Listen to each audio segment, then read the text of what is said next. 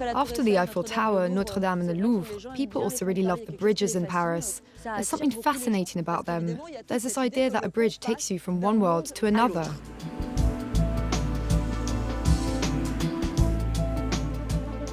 All the bridges are beautiful. The Pont Royal, Pont Roussel, Pont Notre Dame, Pont au Change. I come every 2 or 3 days to the riverbank in summer and in winter. An idyllic place to stroll. An inspiration to artists. And a refuge for lovers. The 37 bridges that cross the River Seine in Paris epitomise the French way of life. Some of these stone, steel and wooden structures even have their own loyal fans, like Catherine Miard and her fishing companion, Philippe Picard. Set yourself up 5 meters further down. I've left you the best spot. Some bait. We'll pop on a small bit of bait to start with. Their favourite place to dangle their rods is off the Pont Neuf, the oldest bridge in the capital. It's been crossed by vehicles and pedestrians since 1604, when it was built during the reign of King Henri IV. The view's amazing. It's great to fish in the city. We all love the Pont Neuf around here. There used to be markets here. It's the oldest bridge in Paris. It took 80 years to build, and it links the 2 banks of the river. I've been fishing in Paris for 36 years. I've reeled in a gun, wedding and signet rings, a cross, even a shin bone. Sometimes we catch nothing. We just watch people from all corners of the world come and go. That's what's interesting about fishing in Paris. When I fish in other regions, all you see is kingfishers. Every year, 2,500,000 tourists come to admire the bridges from the famous Bateau Mouche riverboats.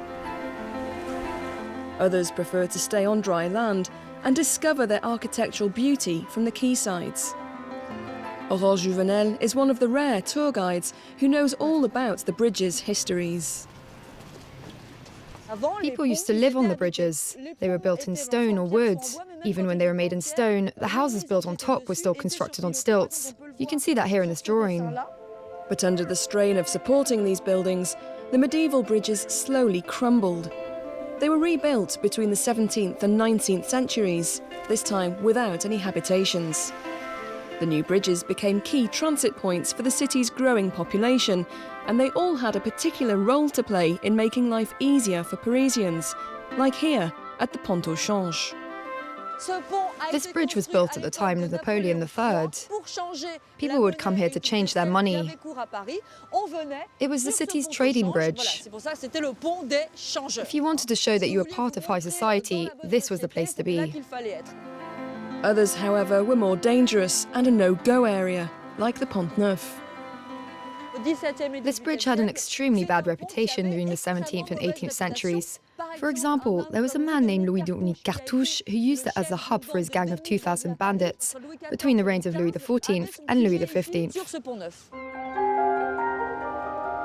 They might still be standing proud, but the bridges of Paris have been battered and worn over time, and they often need to be sanded down, repainted, and even partially rebuilt. The upkeep of these architectural gems is overseen each year by Ambroise Dufayet. Today, close to the Eiffel Tower, he's come to inspect below the Iéna Bridge.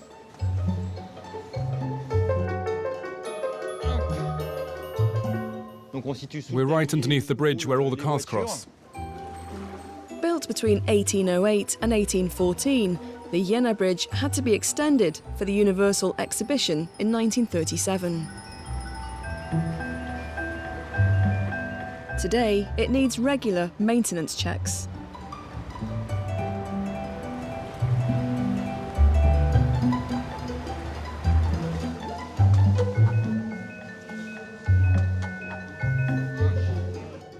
It's moved, so you can see there's clearly a problem. The next bit of work will be to come and repair this section by putting some filler in to strengthen everything. It's an old construction and its foundations are built on wooden feet, and these wooden feet often subside under the weight of the bridge. Whereas more recent bridges made out of concrete are more stable and don't subside. We have to be more vigilant with these old historic bridges than we would be with more modern ones. A fragile piece of French history, but one whose arches and abutments still attract millions of visitors from right across the globe.